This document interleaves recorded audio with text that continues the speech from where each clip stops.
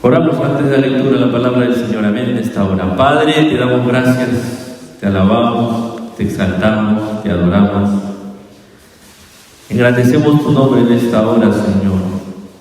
Reconocemos que es por tu gracia, por tu amor, por tu misericordia que estamos aquí, Señor. Queremos rogarte y suplicarte, Dios, que hables a nuestras vidas a través de tu palabra en esta hora, Señor.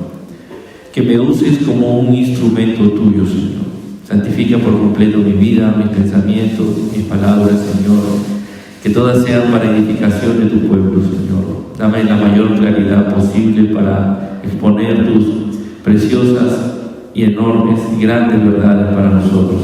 Te lo pido, Padre, te ruego que me ayudes, Señor, que con tu Espíritu me asista, Señor, que tú seas tomando el control de esta prédica, de esta enseñanza.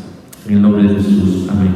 Vamos a leer entonces Apocalipsis 1, del 4 al 6. Dice así la palabra del Señor. Juan, a las 7 iglesias que están en Asia. Gracia y paz a vosotros, del que es, y que era, y que ha de venir, y de los 7 espíritus que están delante de su trono, y de Jesucristo, el testigo fiel, el primogénito de los muertos, y el soberano de los reyes de la tierra, al que nos amó y nos lavó de nuestros pecados con su sangre, y nos hizo reyes y sacerdotes para Dios, su Padre. A Él sea la gloria e imperio por los siglos de los siglos. Amén. Pueden tomar asiento, mis amados hermanos.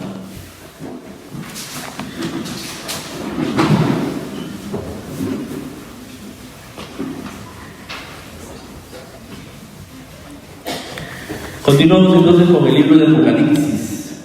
Amén. Revelación de Jesucristo. Este es el último libro, ¿no?, de la Biblia, el último libro de la revelación, el último libro del canon, se dice. Y es un libro que tiene una bendición particular, ¿no?, expresa. Es el único libro de la Biblia que te garantiza que Dios te va a bendecir, ¿no?, que Dios te va a hacer feliz, te va a hacer Macario. Bendito si es que tú haces 3 cosas, dice el versículo 3, el que acabamos de desarrollar en enseñanza en la prédica pasada. Dice: bienaventurado, el versículo 3, ¿no?, el capítulo 1, el que lee y los que oyen y guardan las cosas en ella escritas, porque el tiempo está cerca. Entonces hay una bienaventuranza, ¿no? Hay una bienaventuranza para el que lee, para el que oye, es decir, oye en términos de que pone en práctica, ¿no?, la palabra del Señor y la guarda, no la olvida, no la deja tirada por ahí, ¿no? Las cosas de valor las guardamos, las tenemos bien guardadas, ¿no? Mi hermano Marcos, que tiene su carro y con él trabaja, él no tiene tirado por ahí la llave, los documentos por otro lado de su carro, no, tiene que estar bien guardado en su carrito, que tiene bien guardado, porque son cosas valiosas, ¿no? El título de su carro, el título de nuestras casas, las cosas valiosas las guardamos. Bueno, aunque ahora cada vez todo es más digital, ¿no? Todo es más digital, pero aún así están de una u otra forma guardadas. Entonces dice que hay una bendición, ¿no? A veces le tenemos cierto miedo, pavor, Apocalipsis, nos confunde, tiene muchos símbolos, pero en realidad es un libro precioso, ¿ya? Quiero que todos queremos que Dios nos bendiga, ¿no?, y que queremos gozar de su bondad, queremos tener su presencia. Entonces Él lo va a hacer a través de esta enseñanza. Entonces, en el mensaje introductorio, haciendo un pequeño repaso, vimos que Apocalipsis significa revelación, y es la revelación de Jesucristo. Es una revelación sobre nuestro Cristo, sobre nuestro Señor, ¿no? Y es una revelación que Él da a su iglesia para alentarla, ¿no? Es una revelación de Cristo a su iglesia sobre Él para animarla. Y es una revelación para la verdadera iglesia de Cristo de todos los tiempos, ¿ya? No es solo para, muchos creen que les decíamos, no solo la iglesia del último tiempo, no, es para la iglesia de todos los tiempos. ¿Por qué? Porque está pensada, el Apocalipsis está pensado para una iglesia que, como toda iglesia verdadera, sufre persecución, sufre problemas, ya sea de adentro o de afuera. Una iglesia verdadera siempre va a tener persecución. Entonces, una iglesia que todo sea de las mil maravillas, ¿no? Una iglesia como a veces de las superestrellas cristianas que a veces he visto rápidamente, pero no he tenido tanto tiempo, ¿no? Como las que creo que hizo Marco Witt, las que creo que también levantó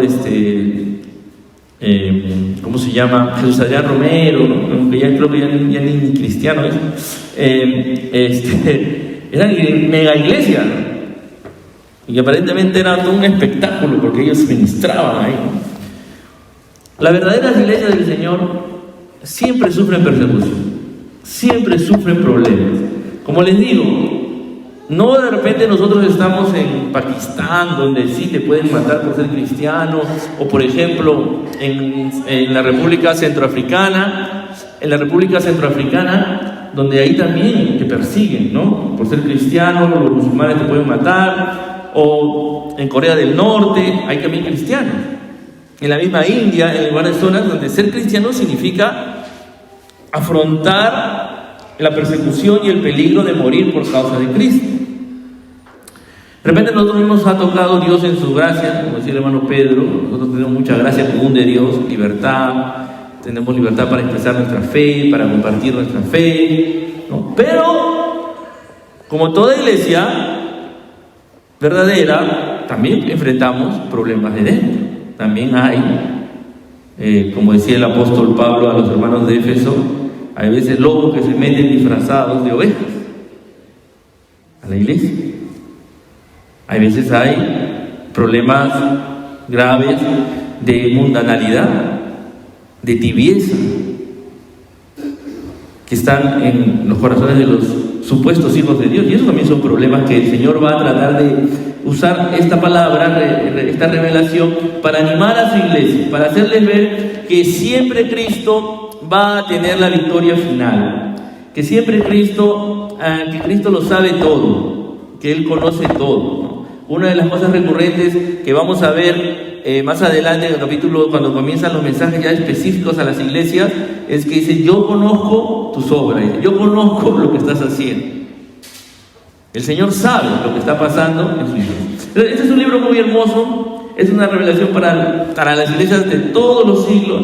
La verdadera iglesia del Señor siempre ha sufrido persecución, no es solo para la iglesia de los tiempos finales. Y el deseo de Dios no era que esto esté oculto, que esto sea algo escondido, sino quería revelar, quiere dar a conocer, ¿no? Pero hay una característica, dijimos, que hay que tener para que el Señor te revele lo que está aquí, que hay que tener esta actitud correcta, la actitud de un siervo, porque en el primer versículo decía, ¿no?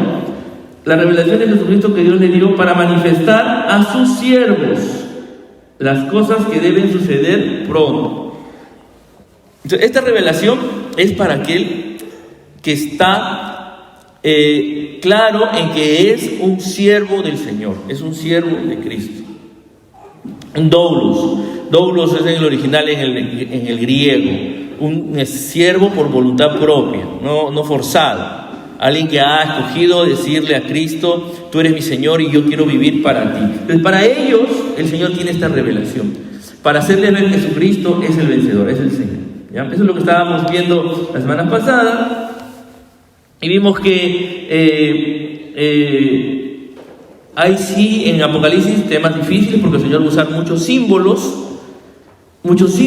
y era una forma también de que porque a la vez que es una profecía, también es una carta, y ahora lo estamos viendo en el versículo 4, hay un saludo, hay alguien que saluda, que es Juan, dándose a conocer como el autor de la carta, y hay destinatarios, que dice las iglesias de Asia, ¿no?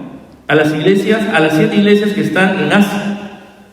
Entonces, a la vez que es una profecía, es una carta. Entonces, como era una carta y iba a ser leída públicamente, y de repente personas no creyentes la podían escuchar, el apóstol Juan, y Dios en su sabiduría, hace que él escriba muchos símbolos para no hacer alusiones directas al emperador, al imperio romano, ¿no? Porque podía ser peligroso para los hermanos si se escuchaban leyendo que el emperador romano iba a ser destruido por Cristo, y dicen: ven, ahí están, ¿no? Que es terrorismo, ¿no? Que quieren los cristianos derrocar al emperador. En cambio usa figuras, ¿no? La gran ramera, la Babilonia, todo lo demás, ¿no? Que está sentado sobre 7 colinas, ¿no? Y la mayoría de expertos dicen que en Roma hay 7 colinas, y simbolizaba que ahí estaba la gran ramera, que era el Imperio Romano y todo su sistema corrupto. Entonces, sí, en Apocalipsis hay símbolos difíciles a veces de entender, y el apóstol Juan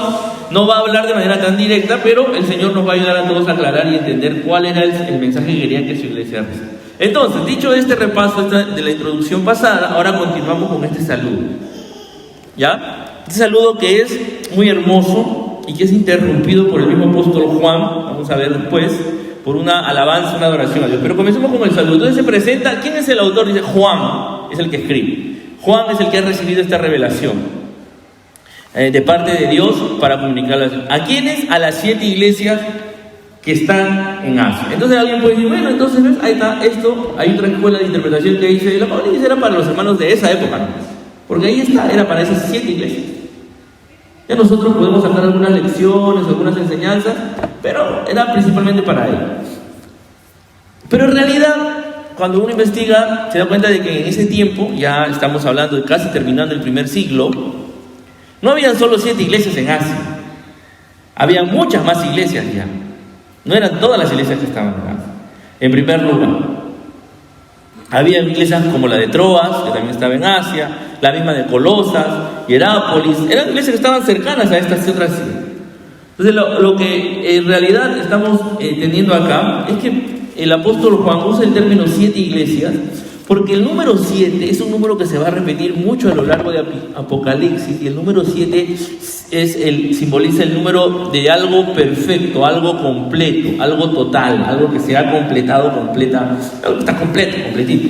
Entonces cuando él dice las 7 iglesias, en realidad lo que está diciendo, escribe a todas las iglesias, a la iglesia completa, a la iglesia entera, ¿ya? Entonces es como un símbolo, es uno de los primeros símbolos que vamos a encontrar. Entonces cuando él dice a las 7 iglesias, en realidad está hablando de todas las iglesias. Eso tenemos que tener claro. Y el número 7 lo vamos a encontrar por bastantes versos en Apocalipsis.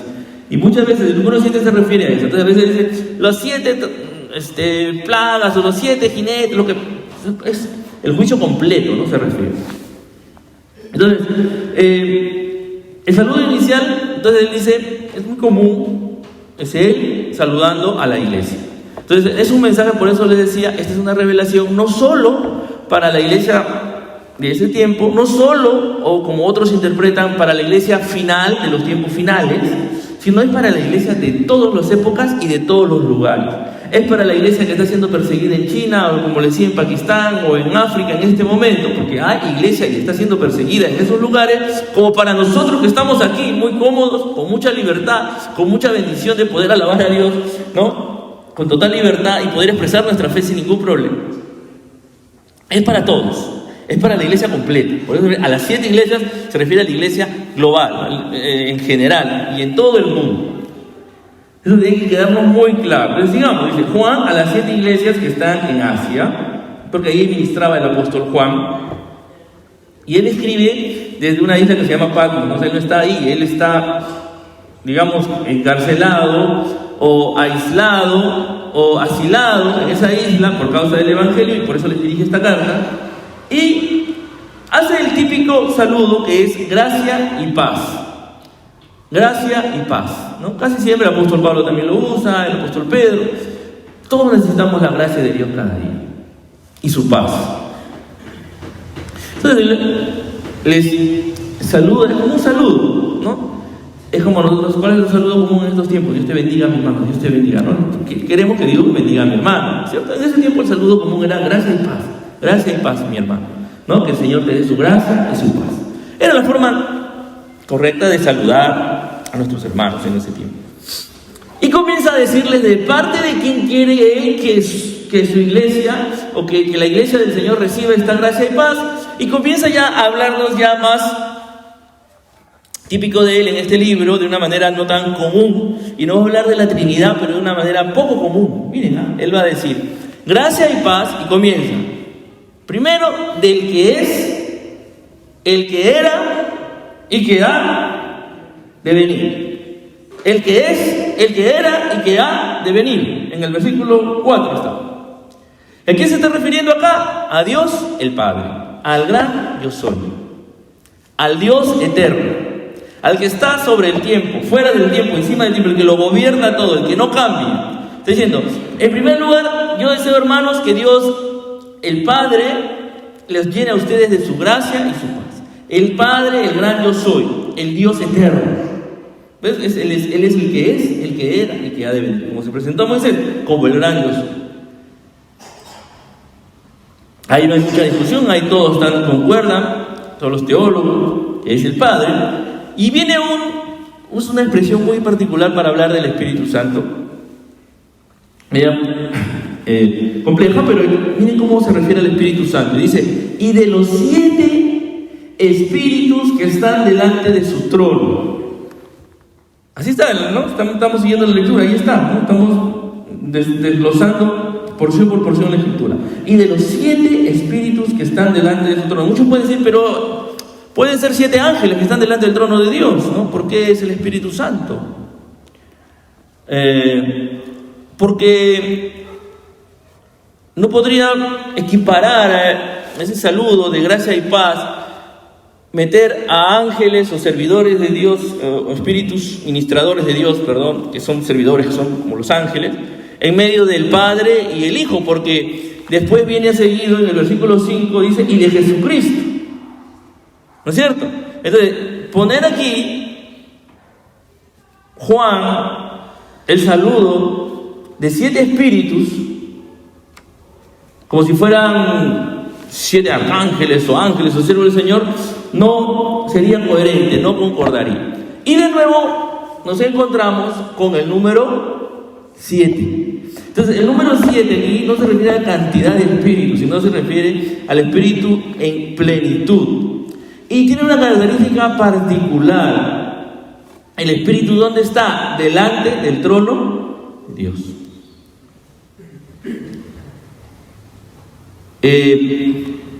Y cuando yo oraba en la tarde y el Señor me mostraba, me decía, el espíritu está delante del trono. ¿Saben por qué, hermanos? Porque Jesús, ¿quién dijo que nos iba a enviar cuando Él se fuera? ¿A quién vendría en su lugar? ¿A quién enviaría el Padre? O sea, ¿a quién enviaría Él con el Padre para que esté con nosotros, para que sea nuestro consolador, para que sea nuestro paracleto? ¿A quién? Y dice, el Espíritu está ahí, delante del trono de Dios. ¿Y ante quién cuando venimos a orar? ¿Ante quién nos postramos? ¿A dónde vamos? No decimos, vamos a acercarnos al trono del Rey, que es nuestro Padre, a rogar, ¿sí o no? A pedir, a suplicar. Entonces, lo que Dios nos está diciendo en este saludo es, el Señor está deseándonos gracia, el Señor está deseándonos paz, el Señor te quiere dar paz. La paz no solo es un tema de no tener problemas, la paz incluye la bendición de Dios, incluye tener la prosperidad que tú de repente deseas, anhelas. Él quiere paz para tu vida, quiere gracia para tu vida como Padre, pero Él también te quiere dar, y para que esa gracia, esa paz se vuelva efectiva en ti, tiene que enviar ¿a quién? Al Espíritu Santo que está delante de su trono a nuestras vidas para llenar nuestras vidas, porque si no, no se hace efectiva la obra de Dios en nosotros. Si el Espíritu Santo no viene a morar en nuestra vida, seguimos viviendo en nuestra carne, porque tenemos dos opciones: o andamos según la carne o andamos según el Espíritu, y hay que estar llenos del Espíritu. Entonces, el Espíritu está delante del trono de Dios esperando que oremos, que pidamos, que clamemos por la llenura del Espíritu. Entonces, es por eso es como que Dios está en su trono esperando que su Hijo venga, que sus hijos, que su pueblo venga a clamarle, a pedirle que envíe a su Espíritu para que nos llene de esa presencia poderosa, de esa gracia, de esa paz para vivir. Entonces, es hermoso ese saludo, ¿no? Por eso usa el término 7 simplemente para hacer el Espíritu completo, pero lo que yo quiero resaltar es ¿dónde está el Espíritu? ¿Dónde lo ubica Juan al Espíritu? Delante del trono. Siempre viene a mi mente esta enseñanza que Jesús nos dio sobre la oración. Cuando Él dice que nosotros, y hoy día se los enseñaba también a los adolescentes en la clase, en la mañana, nosotros que somos malos le damos buenas cosas a nuestros hijos, dicen. Si tu hijo, dice, te pide pan, y está hablando de un niño pequeñito, ¿no? Que te cree que todo lo que tú le das va a confiar, y tiene hambre, y ya sabe lo que es el pan, y te pide, papá, quiero pan, ¿no? O Emilia, por ejemplo, poniendo un ejemplo a mi sobrinita, que le gusta el pan, seguro que hace su abuela, le pide, quiero pan, mami. Imagínate que en vez de darle pan, aprovechando, ¿no?, de que ella es niña y cree todo lo que le da una piedra en forma de pan, o un papá malo le da una piedra. No harían eso, ningún padre nacional haría eso, porque lo van a morder y pobrecita, ¿no?, se va a decepcionar. Y Jesús pone ese ejemplo. Jesús está haciendo como una broma, un chiste con él. ¿Ustedes le darían a su hijo una piedra cuando él les pide pan? O si les pide un pescadito, porque seguro el pescado era lo más agradable que comían en ese tiempo, pues no había pollo a la brasa, no había esas comidas que ahora tenemos nosotros acá. Para un niño galileo de la zona de Jesús donde él se crió, lo más rico era comer seguro el pescadito asado o frito, como comerían en ese tiempo. Y a un niñito le gustaría el pescado, y quiero un pescadito. Y en vez de un pescadito, ¡pum!, le das un escorpión, le engañas y le das un escorpión. Cómete, hijito, acá está tu pescadito. Abusando. Tú no harías eso. Y el Señor dice, miren, su Padre Celestial, ¿cómo no les va a dar a ustedes el Espíritu Santo si ustedes se lo piden? Si ustedes siendo malos le dan a sus hijos esas cosas buenas, y Dios, que sabe su necesidad, ¿cómo no les va a dar lo que más necesitan, que es el poder del Espíritu Santo y la llenura del Espíritu Santo? Muchas veces el problema de nosotros no es nuestra carnalidad o nuestra mundanalidad, en términos de que estamos preocupados, yo no quiero ser tan carnal, tan mundano, yo no quiero perder el tiempo, yo no quiero hacer tantas cosas que me distraigan, o ya no quiero tener tanto carácter molesto, o ser tan resentido, o ser tan, no frenarme o ser demasiado hablador, por no decir chismoso. Estamos pensando siempre en dejar de hacer cosas, en mejorar ciertas cosas, pero nos olvidamos que lo importante, y que no vamos a cambiar, y eso siempre vamos a hacer, que lo importante es que venga a nuestra vida el Espíritu Santo y nos llene, para que al vivir en la presencia del Espíritu, esa vieja naturaleza, esa vieja forma de vivir, esa vida carnal, vaya siendo desplazada por la obra del Espíritu en nuestra vida.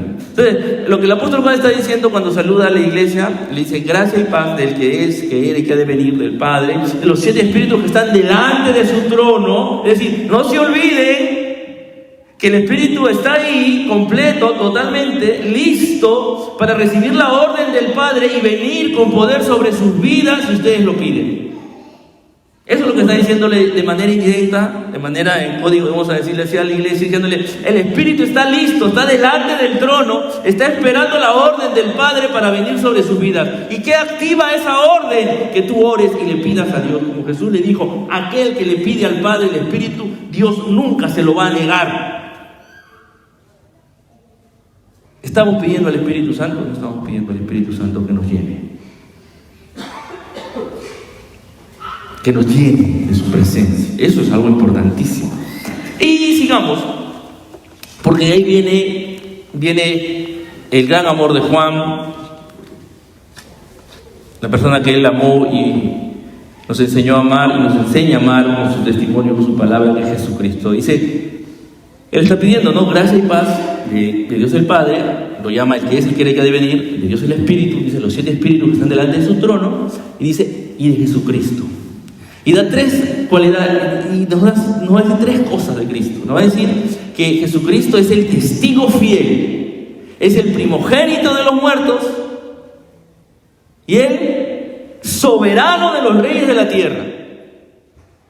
3 cosas que ellos necesitaban escuchar. ¿Saben por qué? Porque la iglesia en particular en ese tiempo tenía un problema de persecución, como les digo, de sufrimiento por la causa de Cristo. Y la marca principal del cristiano en ese tiempo, como les compartí en el primer mensaje, era dar testimonio de Cristo. Dar testimonio con tu vida, como cómo vivías, y estar dispuesto a morir declarando que Cristo era tu Señor. Que el César no era tu Señor, que Domiciano no era Dios, que el único Señor de tu vida era Jesucristo. Y para eso había que dar testimonio, es decir, dar fe. Y la palabra testigo en el original, en el griego, es mártir. Mártir, así se pronuncia, mártir. Y en el original dice el mártir fiel, ¿no? El testigo fiel. Él estuvo dispuesto, Jesucristo es nuestro ejemplo, porque Él estuvo dispuesto a morir en una cruz, a entregar su vida por completo. ¿Por qué? Porque Él vino, dice, a dar testimonio. Él vino a hacer la obra que el Padre le había dado. Él vino a dar testimonio, le decía a Pilato, de la verdad. La verdad era esa, que nosotros como seres humanos necesitábamos su salvación, necesitábamos que Él dé su vida por nosotros. Entonces el apóstol Juan dice, Él es el testigo fiel. Él es el testigo fiel. Gracias a Él nos podemos sostener. Y Él después los anima, porque obviamente dar testimonio de Cristo implicaba muchas veces morir. Les decía esta expresión, Él es el primogénito de los muertos. Es como que les decía, no se preocupen si tienen que morir por Cristo. Y es fuerte, no se preocupen, porque nuestro hermano mayor, Jesucristo, el primogénito, el primero, Él ha vencido la muerte.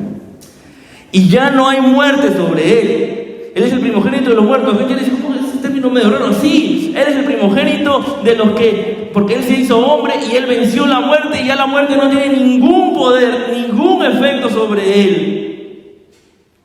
Y para todos los que creen en Él, y para todos los que confían en este testigo fiel, la muerte tampoco tiene poder. No tiene poder.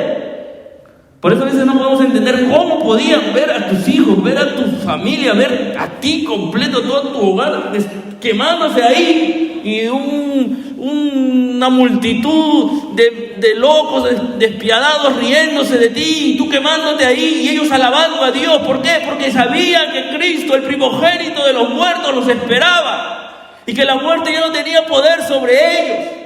Podían dejarse matar, quemar, destrozar por las fieras, porque el primogénito de los muertos les había asegurado que ya la muerte no tenía poder sobre ellos. Y tenían esa fe poderosa que cambió el mundo entero, quien realmente derrotó al imperio romano fue el pueblo de Dios, fue la iglesia del Señor, con esta verdad, que el primogénito de los muertos era su soberano, era su rey.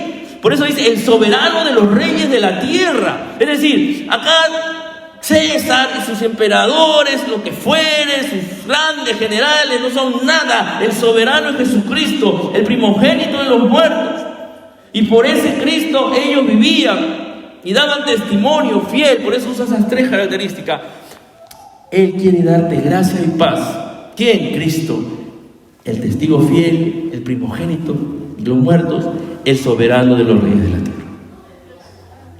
Ahora, Él va a hacer algo, ahí va a parar, es como que ahí va, no se va a aguantar, y va a adorar a su Cristo, y va a decir, al que nos amó y nos limpió de nuestros pecados con su sangre. Es como que Él está saludando una carta formal, vamos a decir, va a comenzar su revelación, pero no se puede aguantar, porque ama tanto a Cristo que Él dice, Él. Y ese amó es una traducción, muchos dicen incompleta, porque en realidad el griego es más rico ahí, ¿no? El griego está hablando de que sí nos amó, pero es un amor que continúa. El que nos amó, nos ama.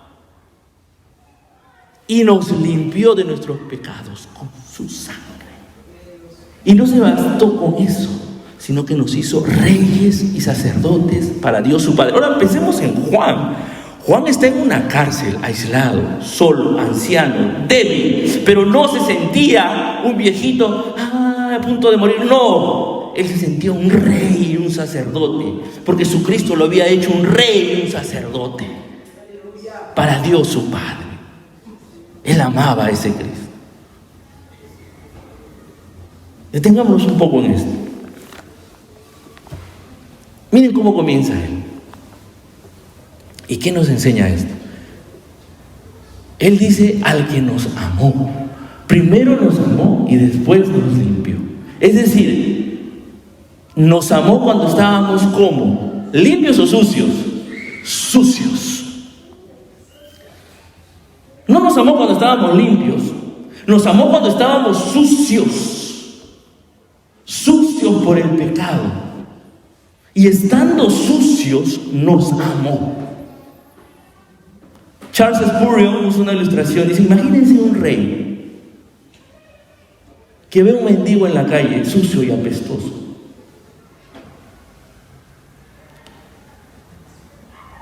Y se detiene en su carruaje glorioso, su carruaje hermoso, para ir a lavar, a limpiar a ese sucio y miserable mendigo que apesta por su suciedad, que apesta por su vida. Ahora, lo más glorioso es que nuestro Dios no solo se detuvo y vino a lavarnos cuando estábamos sucios por nuestros pecados, sino que lo que Él usa para lavarnos es su propia sangre. Eso dice el texto, ¿no? Eso dice la alabanza tremenda del apóstol Juan, al que nos amó y nos lavó de nuestros pecados, ¿con qué? Con su sangre. Con su sangre. Entonces,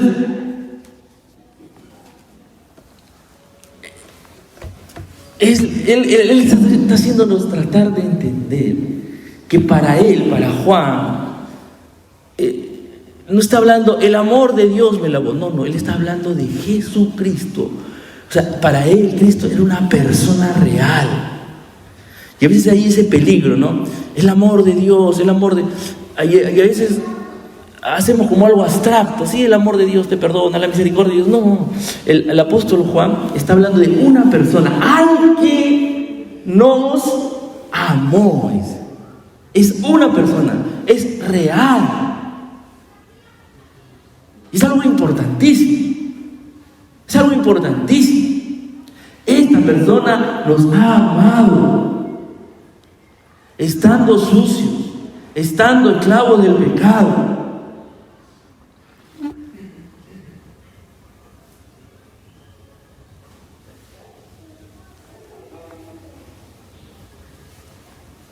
Otra cosa que nos deja ver claridad, que nos hace ver con claridad esta parte, es que aquel que ha sido lavado por el Señor expresa con seguridad lo que ha pasado en él. Él no está bajo ninguna circunstancia expresando duda o incertidumbre sobre si Dios lo habrá perdonado o no. Él está afirmando con seguridad que Jesús lo ha amado y lo ha limpiado. Sí, Él me ama, pero ojalá me limpie de mis pecados. Ojalá alcance la salvación. Ojalá pueda haber sido perdonado. ¿Así dice Juan? No. Él habla con seguridad. Él habla con total seguridad, total certeza. Él dice, al que nos amó y nos lavó, ya está lavado. Él está seguro de la obra que Dios ha hecho en él. Y otro aspecto muy importante que tenemos que notar es que Él habla en singular o en plural. Habla en plural. Habla en plural. La alegría es más grande cuando es compartida. Cuando es compartida. Hay cosas que no se pueden entender, siempre he dicho eso, hasta que uno tiene familia, digamos, y es padre, ¿no? Y a medida que crezca, seguro Rafaela, Benjamín me va a seguir dando la razón, y seguramente cuando vengan más, espero, ya justo hablaba en la mañana con él, que no se demore, pero vaya planificando bien, que en grupo, o sea, en bloque es mejor, ¿no? Pero cuando uno, Dios lo bendice por alguna razón, lo primero que piensa en celebrar es compartir su alegría. Entonces el apóstol Juan lo que está diciéndonos aquí es, miren, Primero, en primer lugar, Jesucristo es una persona real. Él me ha amado, y porque me ha amado, a pesar de estar sucio, me ha lavado, me ha limpiado. Segundo, yo no tengo duda de lo que Él ha hecho. Y tercero, esto no es solo para mí. Esto es algo que yo puedo compartir. Y que comparto con todos ustedes, mis hermanos. Porque le está escribiendo a quién, a la iglesia, ¿sí o no? A las 7 iglesias que están. Y las está incluyendo a ellas y a Él. Y está diciendo, ese Señor, el Señor Jesús, Jesucristo, me ha amado a mí y a ustedes. Por eso dice, al que nos amó. Y este Jesucristo quiere seguir mostrando ese amor, y ese es nuestro llamado como iglesia, seguir compartiendo de este amor a aquellos que aún no lo conocen.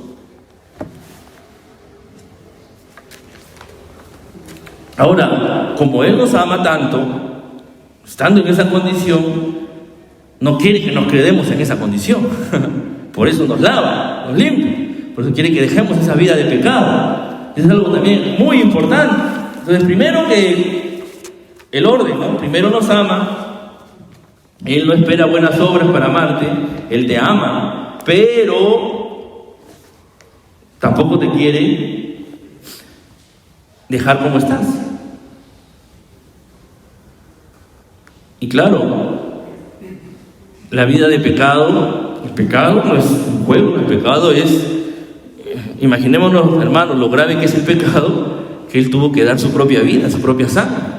Si el pecado hubiera sido algo sencillo, el Señor hubiera dicho, ya, a los hombres, ¿no? Adán y Eva ya pecaron, ya, te rindo y se arregla el problema.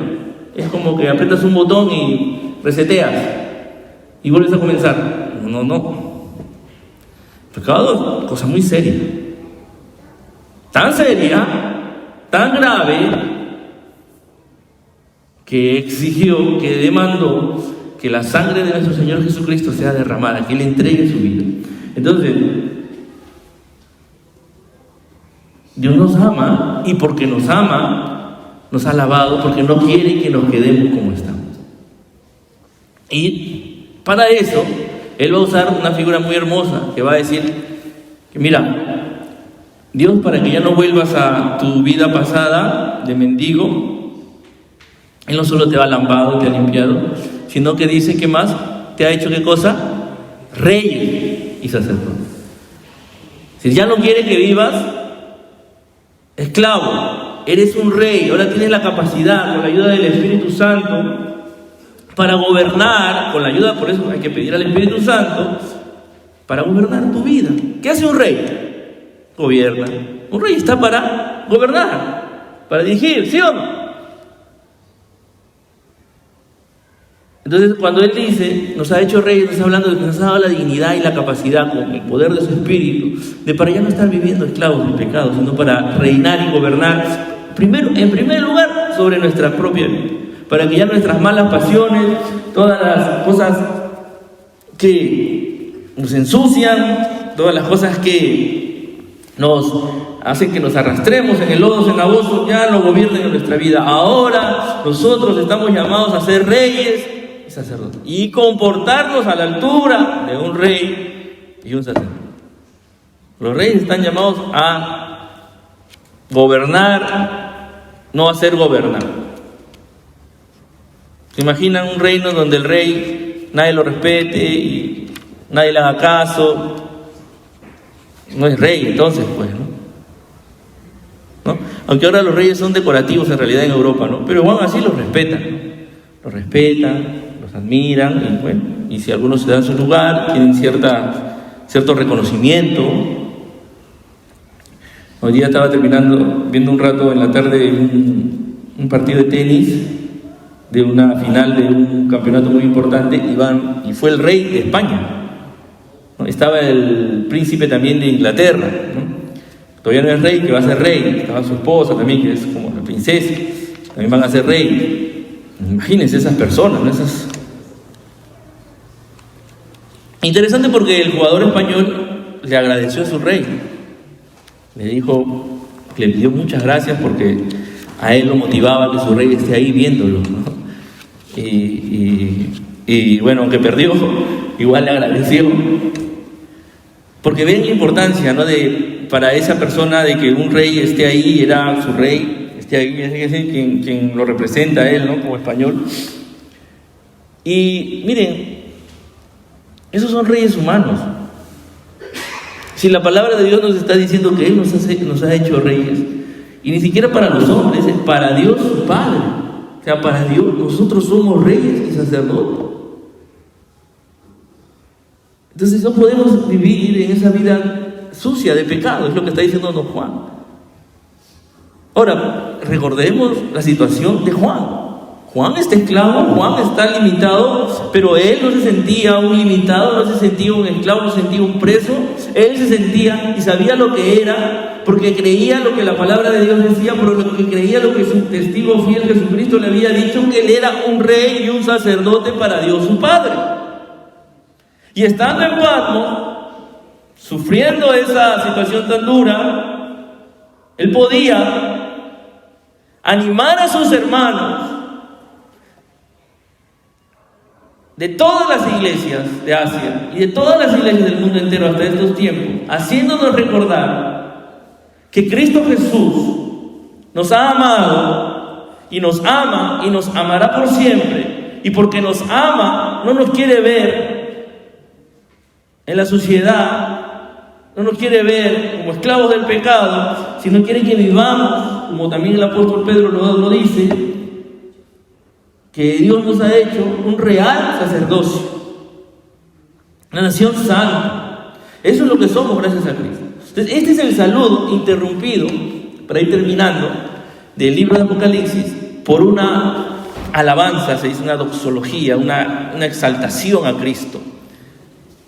Él no se puede contener, Él tiene que alabar a su Cristo, y por eso lo hace. Al que nos amó y nos lavó de nuestros pecados con su sangre.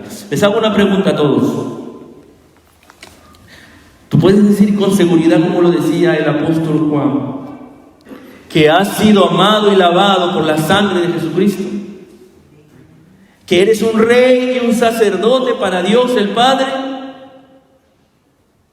Puedes estar listo y preparado para dar testimonio fiel, para enfrentar la muerte con valentía, porque el primogénito de los muertos, Jesucristo, te ha asegurado que nadie que cree en Él, dice, morirá. El que cree en mí no morirá. Sí, haremos la muerte física, descansaremos en paz, como le quieran llamar, pero muerte eterna ya no hay para el que cree en Cristo Jesús, porque Él es el primogénito de los muertos. Él venció la muerte. Estamos comportando a la altura de lo que creemos, lo que decimos creer. Estamos viviendo como reyes y sacerdotes para Dios el Padre. Somos testigos fieles del Señor. Que el Señor nos ayude a recordar estas verdades. Eso es importantísimo para adentrarnos en Apocalipsis. Siempre recordar quiénes somos en el Señor.